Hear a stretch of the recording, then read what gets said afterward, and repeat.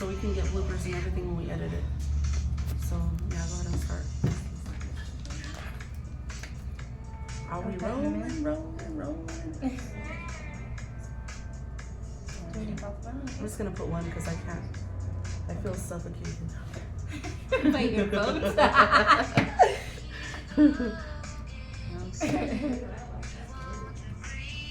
All right, guys, you ready? I'm ready. Okay, somebody give us a countdown, something. I love you guys. Hello, welcome to the Witching Hour. With your hosts, Nina. Miranda. Yeah, so we were really thinking about topics we were going to talk about today, and what was our topic going to be today, Miranda? I see dead people and I'm fine with it. Yes, we see dead people and we are fine with it. As you know, or you may not know, both of us are mediums. We do talk to spirits and other things. And other You know, you know, it just depends on what comes to us. But yeah, a little bit about your background and how you started seeing spirits. So I was what you would call born with the gift. My mom has a whole idea on it. So they went to a powwow, what they would call nowadays the ghost dance.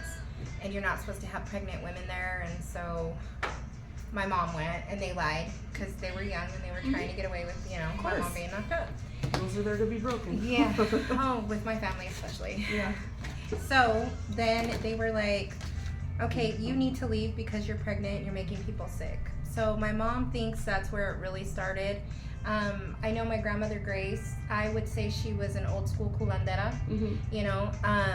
because there's a lot of things I remember her doing and stuff that I do now in my own practice that I'm like, okay. But I come from a long line of spiritual people. My family is Northern Ute, so that comes from my dad's side. We wouldn't call it witchy, we'd call it medicine. And I do practice Santeria. So, and then of course we're witches. So. Yeah, that we are. So with me, I know that I had the gift my whole life, but it was blocked.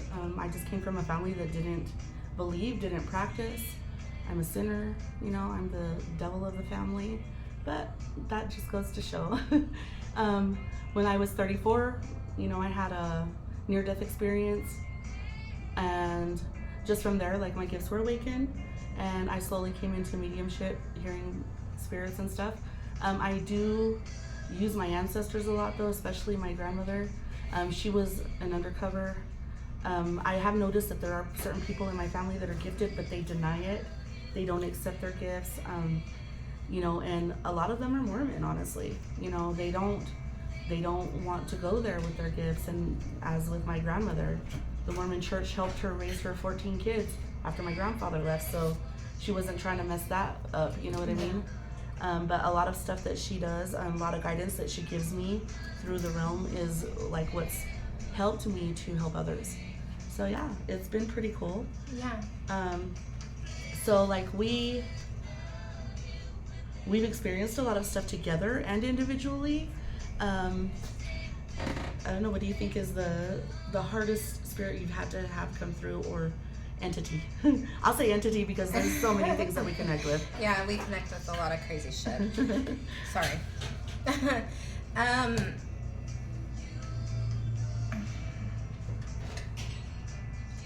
For me, I have a hard time with children. I have a hard time with people that have been suicidal, and I have a hard time with children.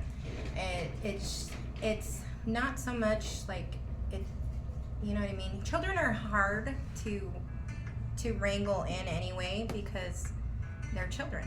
They're free spirits. And there's one thing that a lot of people should know: just because you think you're talking to a child spirit does not mean you are talking to a child spirit. Exactly. Sometimes it's more, what would you say, malevolent? More malevolent. They'll use the child spirit to get in, especially to other children that are here. Definitely. That's usually how the horror stories start. You know what I mean? The horror movies. There's some truth to that, right? Like, it doesn't just it's not just there for nothing. It is actually a warning that if your kid has a like an imaginary friend or yeah. anything like that they're like communicating with, you have to make sure that you watch them very carefully, because behind the mask of the child is something that is manipulating, and the only way you're going to know is if their attitude starts changing for the worse. Okay, if they're the dark circles under the eyes, their energy's being drained, and they're just being rebellious and not the normal child rebellion, it's going to be over the top, especially harming other people or other things. So yeah, that's something you can watch for when it comes to children spirits. Yeah. So growing up, we were always taught sleepwalking. Yes, it seems like a very normal thing, but I know a lot of people that have been led by spirits themselves, and so they've had to come in and get cleansed.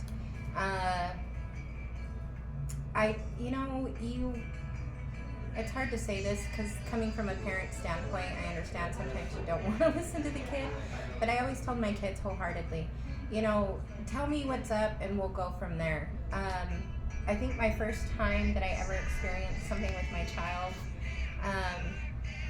there was a crazy thing that happened when she was born, but I was coming home from work really late, and I actually worked a graveyard shift, and she stayed up to meet me, and she was always talking about this bunny, Mm-hmm. and I was like, what the hell? Oh, no.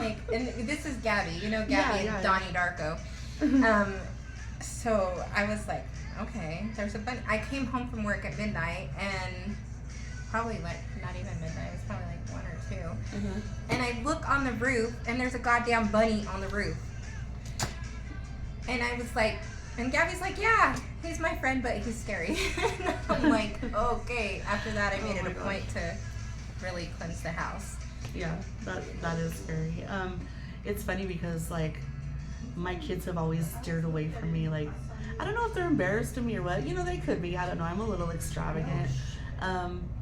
But when they need something, they're right there. You know what I mean? But my grandkids, they're open with it. They're so open, but they all see stuff, and then they come to me, Grandma, what does this mean? What does that mean? And it's kind of cool. But the thing that I have a hard time with dealing with is the missing people that are passed on. Oh, yeah. Yeah, it's so hard. That one case we worked together on, that was rough for both of us. Yeah, and the only reason why it's so hard for me is because, when you feel them on the other side, obviously they've passed, and then in order for you to give any kind of insight to their families, they help you, or with me anyways, they make you feel what they went through. They show you their last hours of life. They show you little smidgets of where they've been, and so that's kind of been the hardest thing for me, because I do get emotionally invested, and I don't know, it's just something that I do offer for free because I am passionate about it. I do feel like people need that closure to find their missing people, so I don't charge people for that if they have somebody missing. It's just something that I feel in my heart that I need to give, just for myself. But I don't know, I think I've experienced a lot of different types of things because I do work with fighting off paranormal activity and demonic sources, which we both do. We've done house cleansings together. We've walked into things that we're completely blindsided, and we're like, yeah. And I think it's helped being mediums because we can actually see what is going on, whereas a psychic, they can be told stuff, or they can feel what's going on, but we can actually see what's going on, and given that by the spirits that are there, whether they're good or bad. Most of the time they're bad, benevolent. I mean, we've done exorcisms together as well, and if we didn't see what we saw, we wouldn't have known that there's a person with so many attachments, so many demonic attachments, and we would have gotten one off and thought, okay, we're done, but seeing what we saw, there was more than one, and it was hard work, you know. And that's just one of the good things about being a medium. And I just feel like a lot of people that are mediums, they tend to go crazy or feel like they have schizophrenia because they're hearing voices or they're seeing shit that other people don't see, and therefore, you know, people call us crazy. Whoa, I'm hitting shit.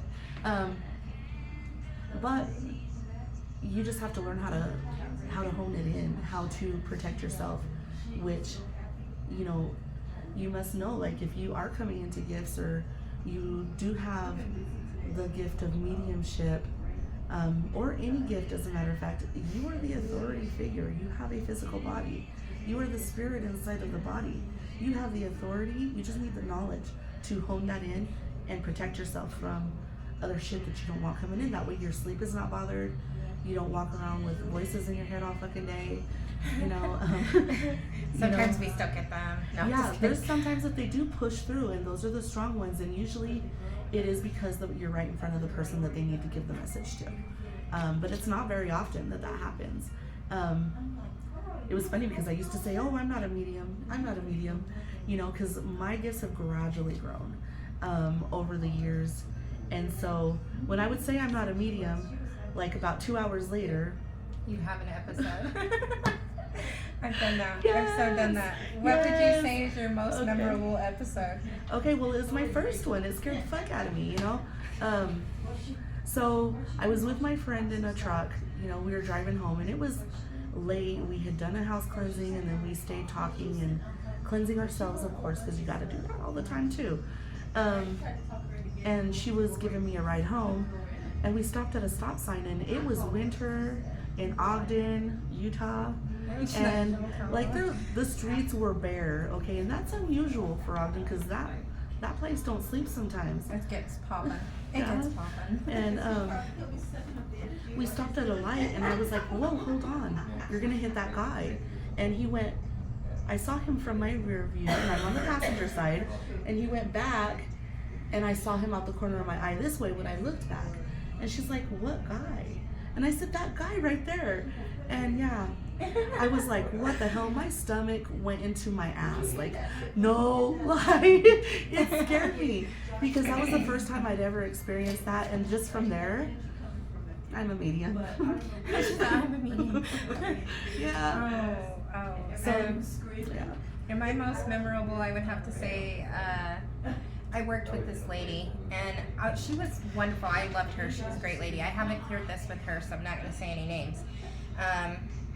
So I used to see this man that followed her all the time, and I thought it was her husband because I knew she was married, and her husband worked together. And I thought it was her husband for the longest time. And one day, I watched her leave the lunchroom because I was working the line. It was a production. And I watched her leave the lunchroom, and I watched this man walk out, and I realized he wasn't walking.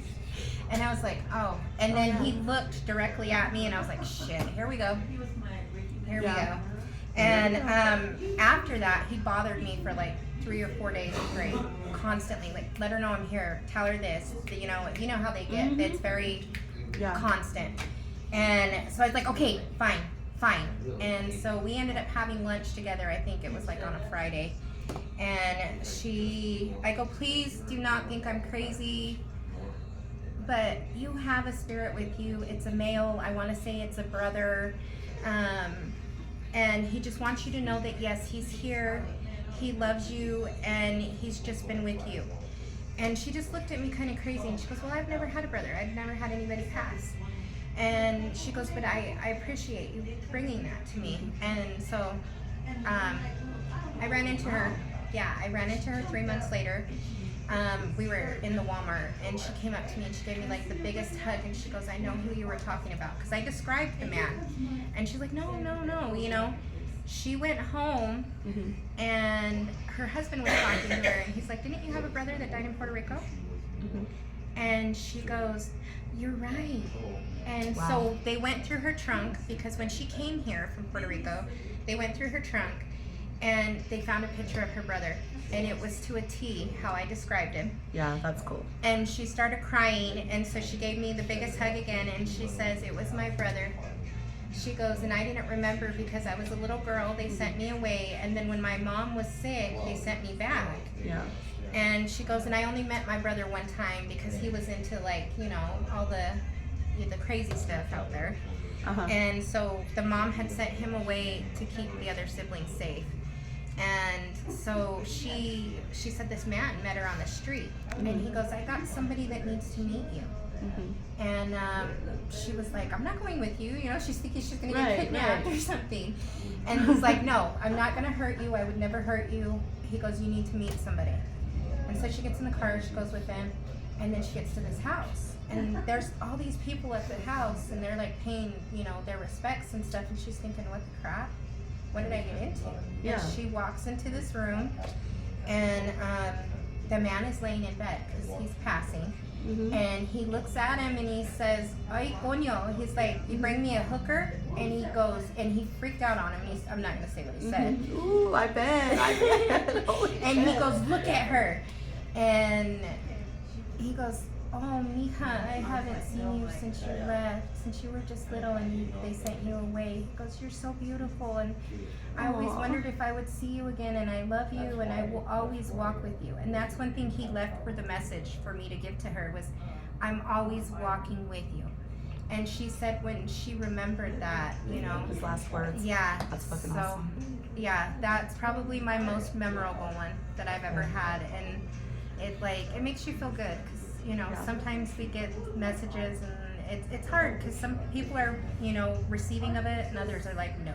Yeah. But that was definitely my most memorable one. How That's about awesome. for relationships? Have you had the same thing, like where they come through for relationships and it's crazy? Like, how do you mean? Like, I'm a little doo-doo-doo-doo. Just explain to me. you know, like, no, like, so did they ever affect your relationships? Like when? Oh, yes. Yeah, all it's- the time. Yeah. So we Okay. see dead people and we're okay with it, but not the world. The world is not okay with it. Yeah, the world isn't. You know, it's so hard to, you know, both of us are single. Just saying. I'm not single. No, I'm just kidding. Might not be. Who knows? Okay, well, she might not be here soon, but we'll see how long that lasts. Hopefully it lasts.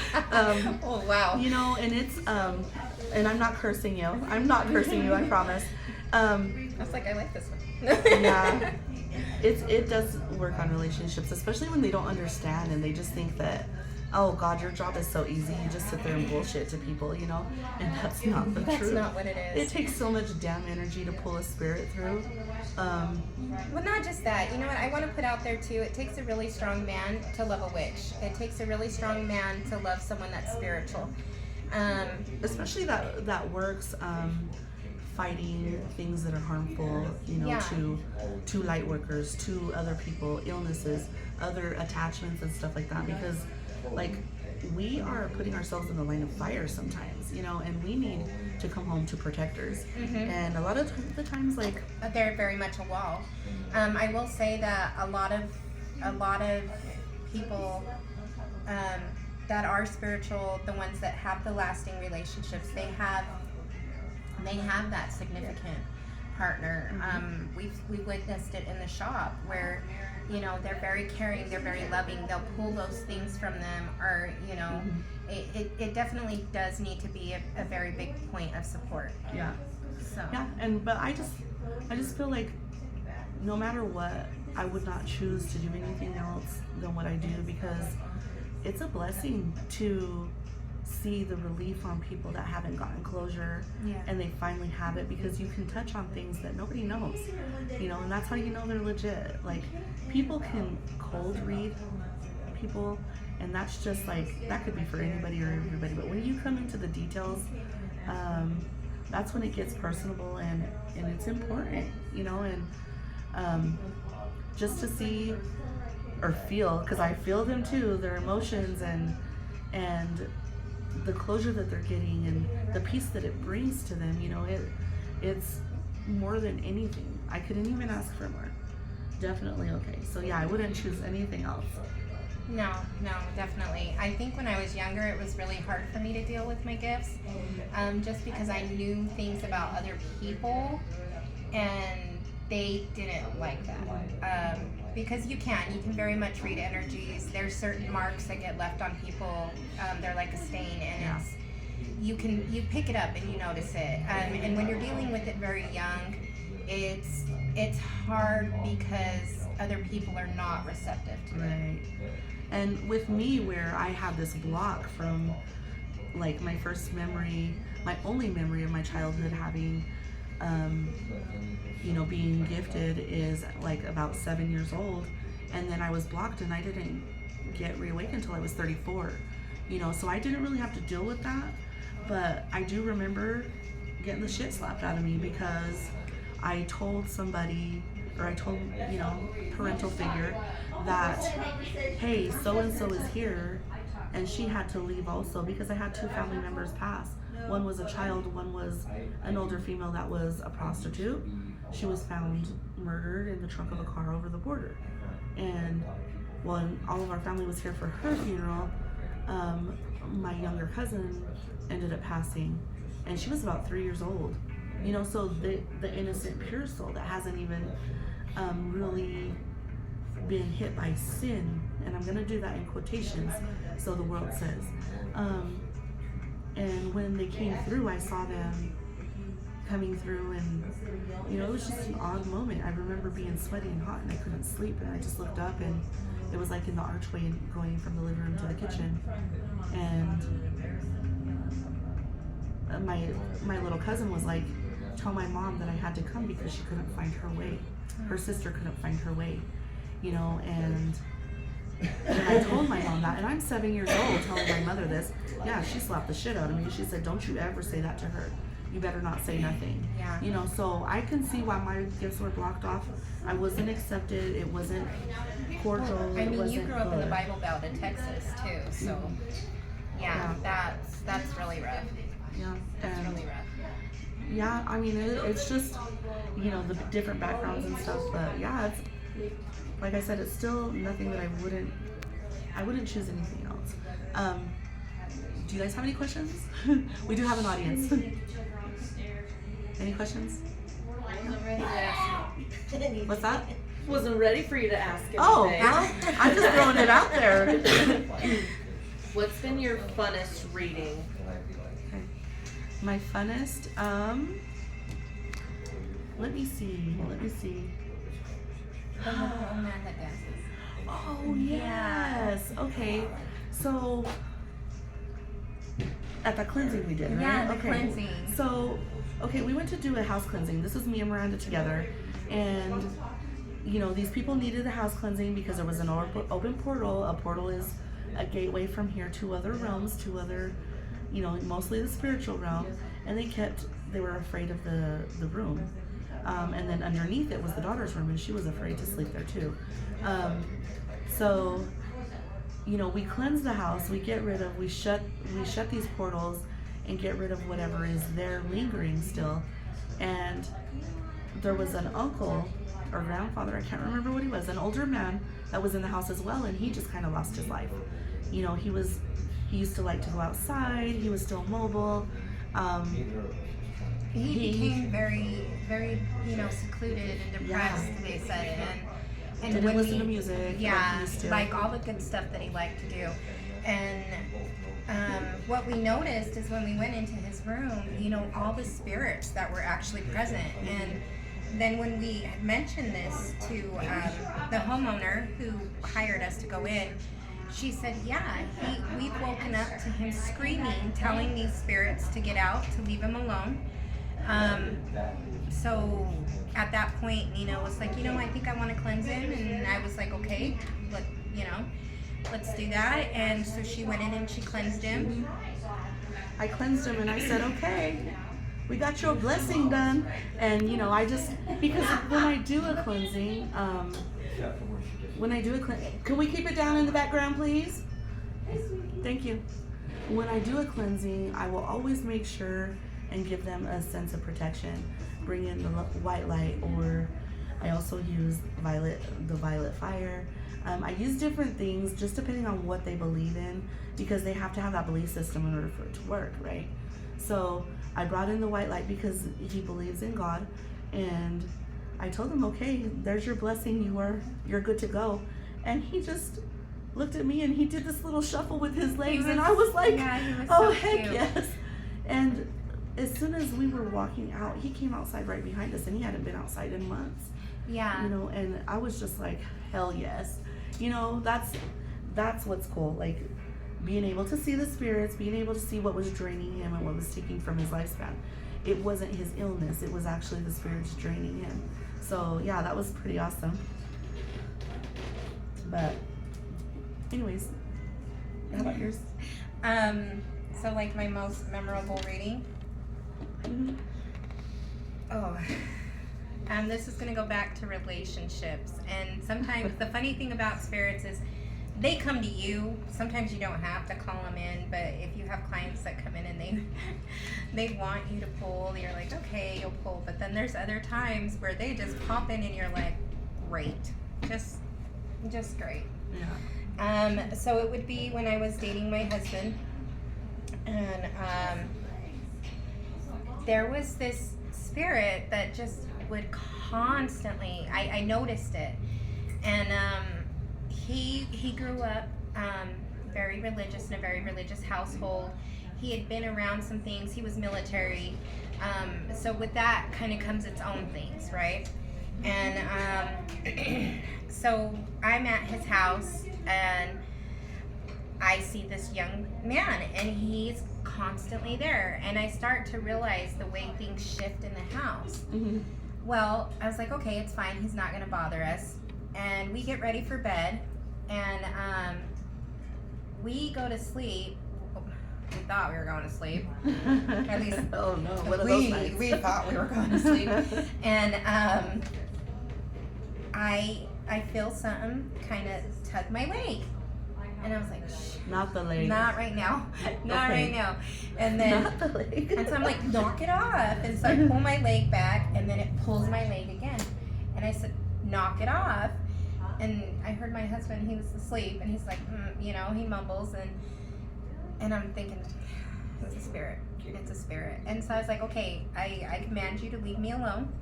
Mm-hmm. You know, you're not gonna mess with me, for one. And that's the authority I'm talking about. and then he pulled my arm. And then he started. And again, He didn't listen, huh? no, he didn't. He did not. He was a little shit. And so then he starts messing with my husband, and then I start to notice he's having nightmares and things like that. And him being a vet, you know, he had severe PTSD, so you never wanted to wake him up anyway, like that. And so I got pissed, and this was before I started pushing energy back to keep him back. So he came close, and I said, no, you're not going to touch him. You're going to leave him alone. Like, you know, and so I stayed up the whole night, and he just told me this whole story about all this stuff, and I stayed up over him, and, you know, I was doing my prayers and all of that over him so he could rest. Yeah. And then he got up the next morning, and he was so cute. He got up the next morning, and he's like listening to music, and he's cooking breakfast, and he's like, babe, go take a shower. And he goes, I slept so good. And he looks at me, and I'm exhausted, and he goes, you didn't sleep good? And I said, no, but I gotta tell you something. And he's like, what? And I started to cry. I was like, you have a spirit that's with you, and he don't want to leave you alone, and he blames you and says that you were supposed to be there, and he's a teenager. He said it's your fault, you were supposed to be there. And he looked at me, and I thought he was going to break up with me right then and there. Oh my God, I bet. He looked at me, and he goes, how do you know that? And I go, well, this is what he looks like. And he goes, you need to stop. You need to stop right now. Like, how do you know that? And I seriously, I really thought that he was gonna break up with me right then and there, because we were just dating. And and he was one of those that when we first started out, he's like, oh, okay, he'll entertain me, you know? You get those ones that entertain you. And and then this is when he came to realize what I do is real. Yeah. And so he sat down on. I was like, okay. So I start getting my stuff, like I'm gonna leave because I'm almost in tears, and I'm Right. like, okay, well this didn't go well. And I'm grabbing my stuff, and he walks back in the room, and he sits on the bed, and he goes, babe, come here, you know. And he goes, how do you know that? And I said, because he sat up the whole night trying to mess with you, and I stayed up the whole night trying to protect you. You know, and he looked at me and he proceeds to tell me this story where he had a teenage friend, and I'm not gonna put any names out there, where this friend, he was like, I wouldn't even really consider him a friend. He was kind of a bully, and we got bullied into this whole situation. He's like, but they used to like to drive up the canyon, and they would be drinking or they would be smoking. And so there was this one night where his friends were like, hey, we're gonna go up the canyon, you know, young kid shit. And so he's like, I gotta work tomorrow, I can't. He's like, I'll just walk home, you guys are fine. And he's like, no, you need to drive because you're sober. And he's like, I told you guys, I've gotta go to work, I can't. I don't think you guys should go up. Well, they ended up getting in a car accident. And the kid was not wearing his seatbelt. He got ejected from the truck. Wow. And he died instantly. Oh, man. And then his other friend that was with them, he ended up getting ejected from the truck and was paralyzed. But they ended up charging him. And he said, nobody knows that I was supposed to go with them that night. He goes, so that's what got me when you said that. He goes, because that's what he told me. He said his last words were, the last time he talked to him, he said, well, you're supposed to come with us, it's your fault. Yeah. And he was like, okay. Yeah. Okay, so that was my most difficult, because I mean, there's this man that I'm absolutely head over heels for, and he's like taken everything and just, you know, changed it and made it so great and wonderful, and then all of a sudden this happens, and I'm thinking, okay, well, there, you know, he could handle everything except for the spiritual side, and actually, you know, it just scared him a little bit, but yeah. Yeah. Yeah, I really haven't gotten close enough to anybody to have like an experience like that. But whew, now I know what to expect. You know, you never know. So what kind of protection do you use for yourself, like with the mediumship, to stop spirits from hounding you all the time, or is there any kind of ritual you do? Ritual wise, I kind of just do it all. Yeah. It really is one of those things you kind of learn as you go. You know, we'll know, you know, if we're going in to do house cleanses, there's certain things that we'll do prior. If we're preparing to do cleanses for the day, there's something we'll do prior. The funny thing is I know that you've talked about it, and I know that I've talked about it a few times, is when you start to become enlightened, you'll get warnings from your people on the other side, and they'll tell you little things, or they'll, you know, you'll see yourself doing little things. So I like to wear copper, especially if we're going into exorcisms. My husband has since passed, and I wear a crucifix on my wrist that he gave me. It's because I'm a little goth at heart, and so skulls and you know, the cross, all those things, they resonate with me. And then I have my witchy stuff, you know, and so it's just like very dark and, you know, American Gothic type thing. Right. So there's those type of things. I think that the rituals that we do daily help us. I mean, I know before we walk into the shop or before we do other cleanses, sometimes we can't prepare, but it's the little things that we do. I know when I do readings and things like that, I've been told I have to cover my head now, so that's a very big point.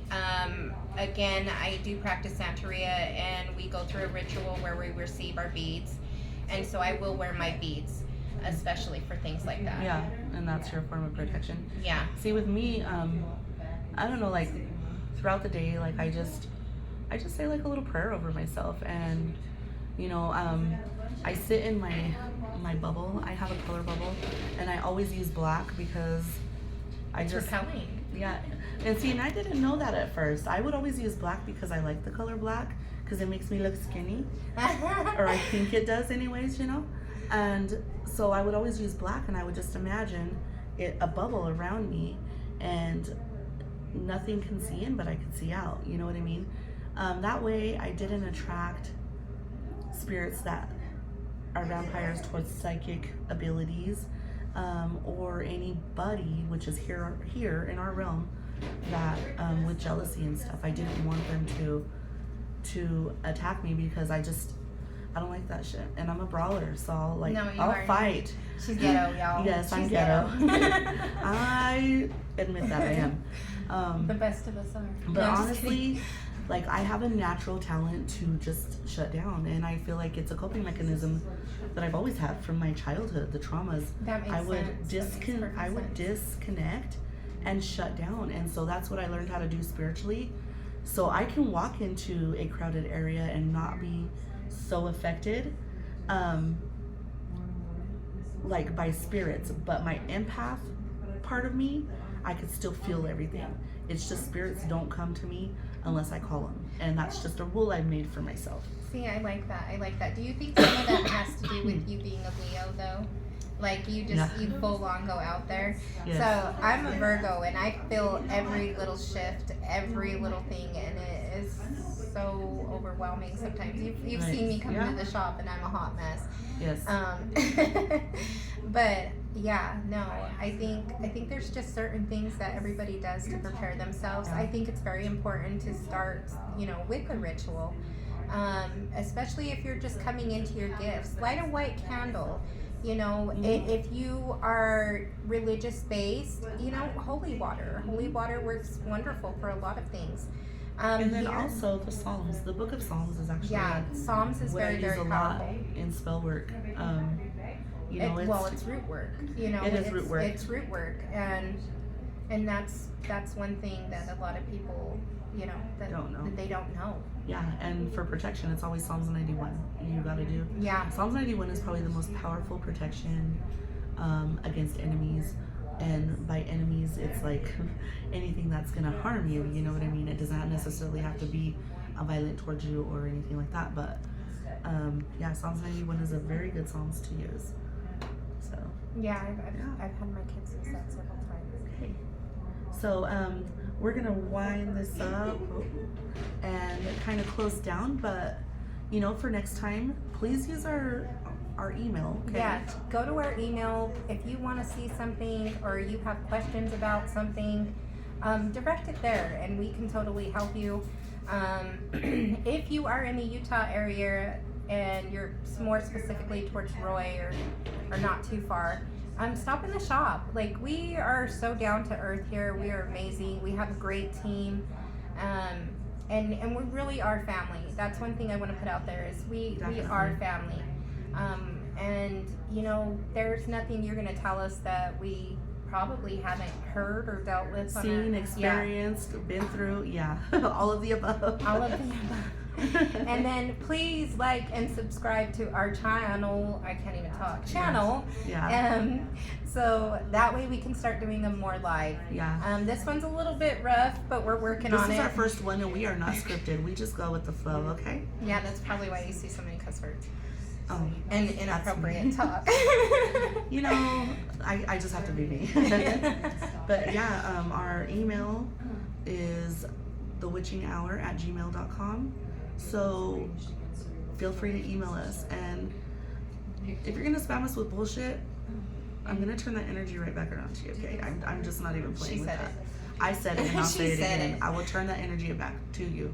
So please don't fuck around. Like, we want to take this seriously. We're here to have fun and here to give out information. More of our stories, but once we start getting questions, we'll know where to direct what y'all want to know. And we got some cool stories waiting for you, and we'll see you guys next week. All right. Have a great day. Enjoy everything. And I don't know. What do I always do? I'm always like, bye. Bye.